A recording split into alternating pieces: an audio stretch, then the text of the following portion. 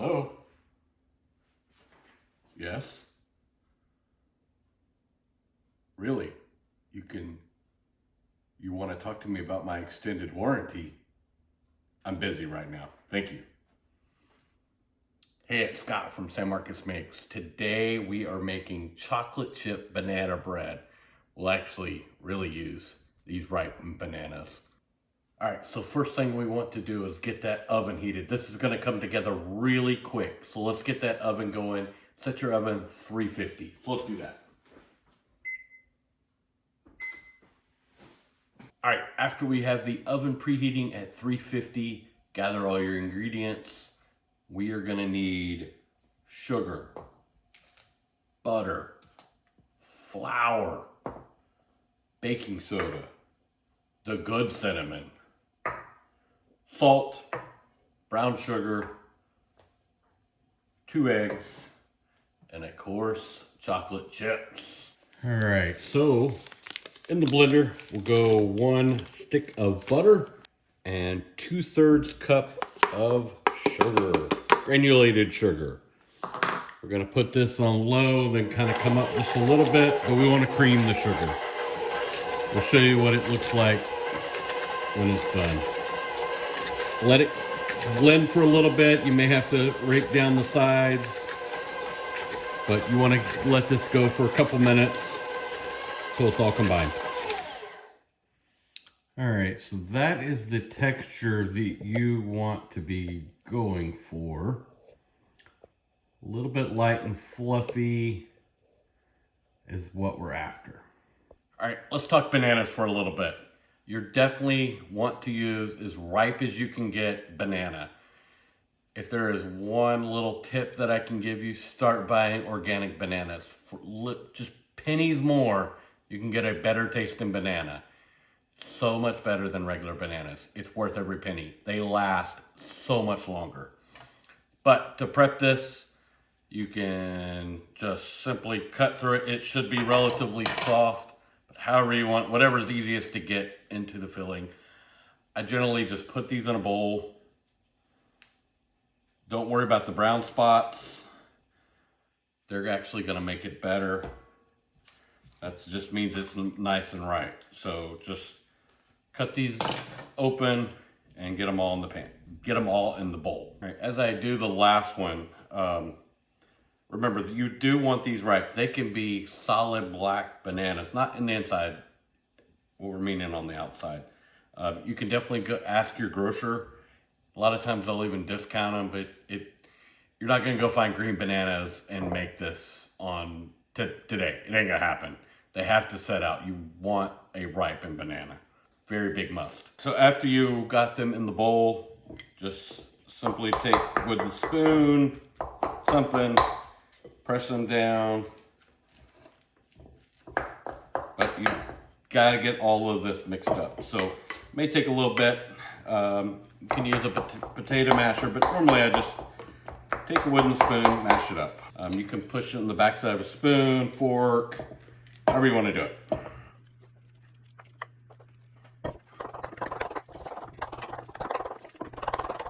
All right, so after we have our bananas ready, we're gonna add first 2 eggs.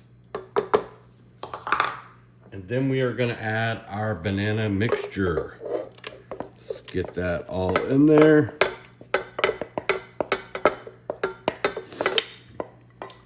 We're gonna start beating this on low till it basically combines. All right, after you got it well combined, we want to add the flour, and all of the measurements will be down below. So if you wanna make this recipe, but add the flour. We are going to add the salt. We will add the baking soda. We will add the cinnamon. Forgot one. So I should have added the brown sugar in when I was creaming the sugar. It's not gonna hurt anything if you add it at this stage. So you don't make a mess though. You wanna start this on low and get it blended. And then you can bring up the speed just a little bit. So it's all very well incorporated. All right, last thing we're gonna do before we start baking is put a cup of chocolate chips. I like dark chocolate, so I've added Ghirardelli dark chocolate. So let's very slowly, you could easily just do this with a wooden spoon, but just beat it 1 or 2 times just to get it combined. So you need a 5x9 baking loaf. So to prep your pan, I'll follow your instructions on how your pan. I'm using a Pampered Chef ceramic stone, not a sponsor. Now I felt like a YouTuber. But I like to butter this style.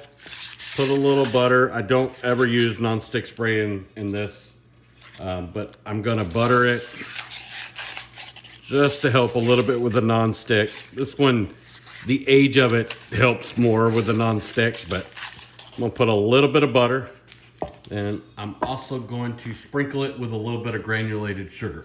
So I'm just gonna pour just a little bit of granulated sugar, mix it all around onto the sides. All right, so finished mixture. Let's get it in the bowl.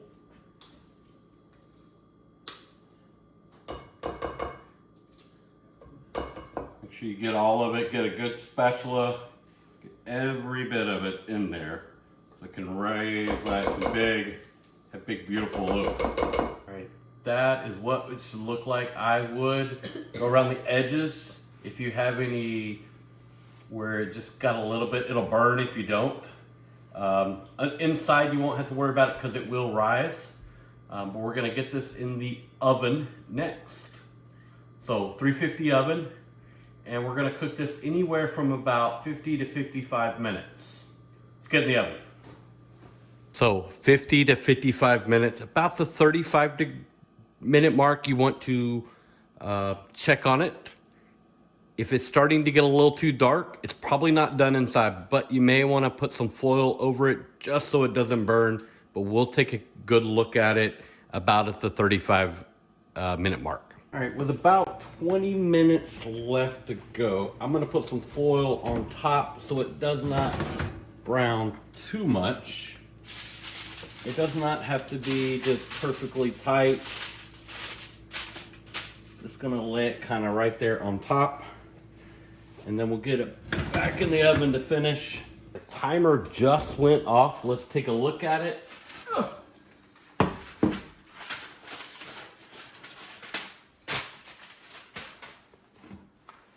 Look at that, golden brown. All right, after it's rested just for a couple minutes, if you're worried about it sticking, you can take a knife around each corner.